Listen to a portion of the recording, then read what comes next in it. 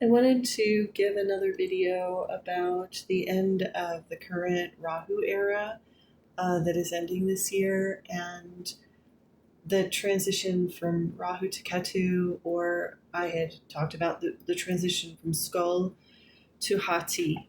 And whenever I find, something that is like a metaphysical knowledge, I go to my divination methods. And I have several. The most sacred divination methods that I utilize are the runes, but I will never put a rune reading ever again online. Um, when I first started, I tried doing rune readings online, but it felt very disrespectful because the runes are so organic. They're so tangible and in the moment and very, very personal to me that it felt wrong. It actually felt wrong sharing any kind of rune reading that I would do online. But let's just say that, my rune readings greatly affect me. I do a rune reading every night. Sometimes I do a reading multiple times a day.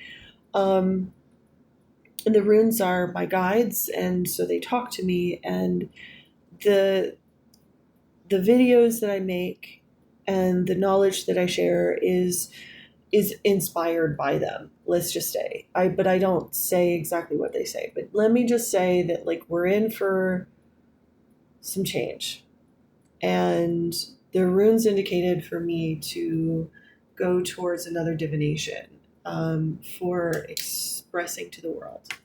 So I've been learning the I Ching recently, and so I decided to meditate with the I Ching, and it gave me two hexagrams that are super powerful and I think will be really helpful in the coming days. So the first hexagram was the hexagram 18, and it's called degeneration. And hexagram 18 it's the principle of the fact that everything in the world degenerates because nothing has perfected virtue in it. Nothing is absolutely perfect. Nothing is absolutely divine. And because it has some unvirtuousness in it, it degenerates. And that's some of the reason why you see, like, if somebody makes, somebody's really corrupt and they make something that with shoddy materials, it falls apart easily. Or you notice that people who are just like really unvirtuous people, like their outer form, like their body, it tends to morph over time. They tend to get their voice, the part of them that interfaces with the world gets distorted and it degenerates. And so the key is with degeneration is that anything can be restored if you humbly build from the bottom. So if you think about, like, okay, let's say you find a house and it just completely crumbled. You pick away all of the dead wood and you get down to the foundation.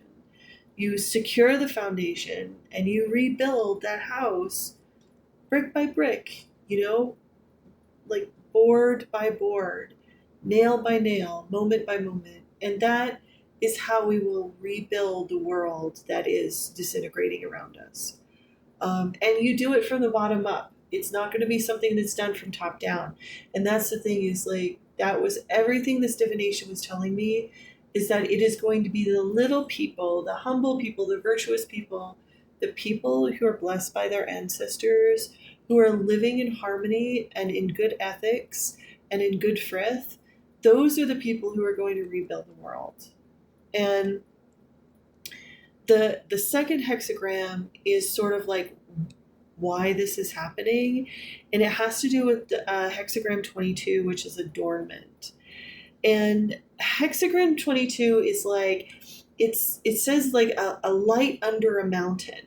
So it's like not a complete light. It doesn't shine out into the forest, and sometimes it can distort, and you can put images to just deceive people. You can create forms in that captured light and you can create mirages and images that are delusions. And so one of the damages about spiritual knowledge is that if you have a little bit of spiritual knowledge but a lot of unvirtue, so you don't have a lot of goodness in your life, and you're not acting in good faith, and you're arrogant, and you're not humble in your spiritual pursuit, whatever knowledge you grab or you get, you're going to take it to a dark place, and it's going to run you into ruin.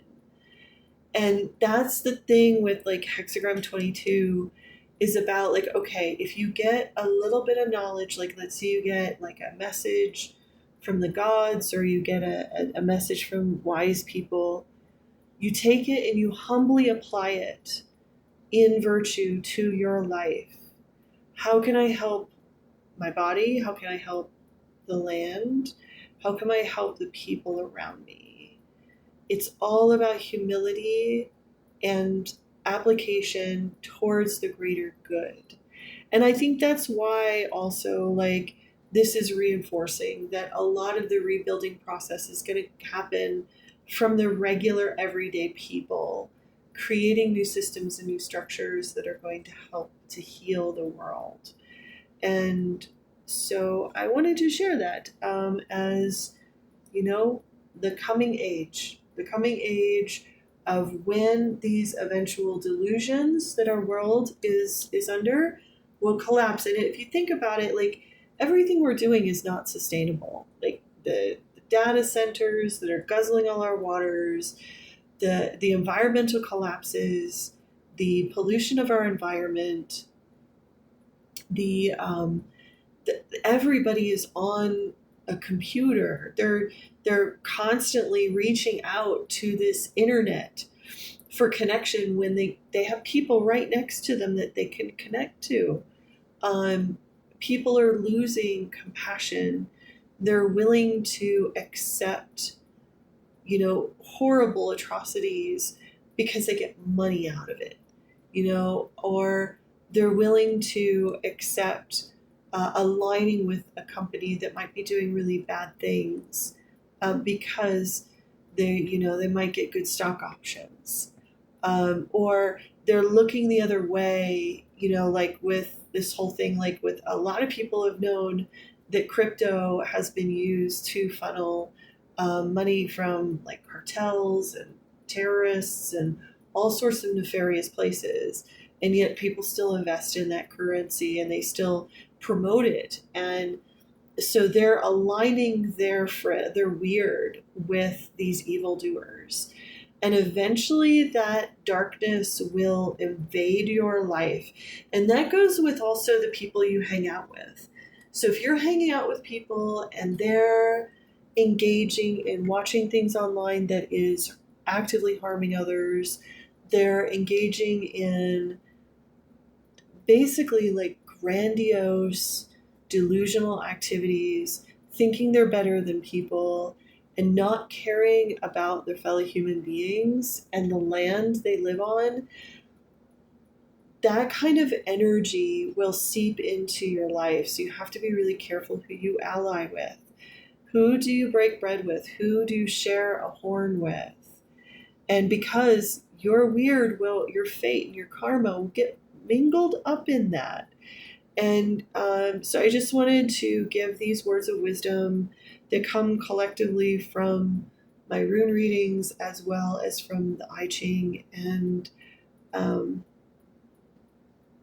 think with anything, being humble, being kind, being willing to listen, being willing to learn new things, and also being willing to admit that maybe you did something wrong. Maybe you made some mistakes and were kind of thrown off course from your destiny, from your goodness, from your heart. That's important. That is like really like some of the most important things you can hold on to, is learning how to redirect, be humble, build from the bottom, and live a virtuous life. Like actively heal and take care of the people around you as well as the land.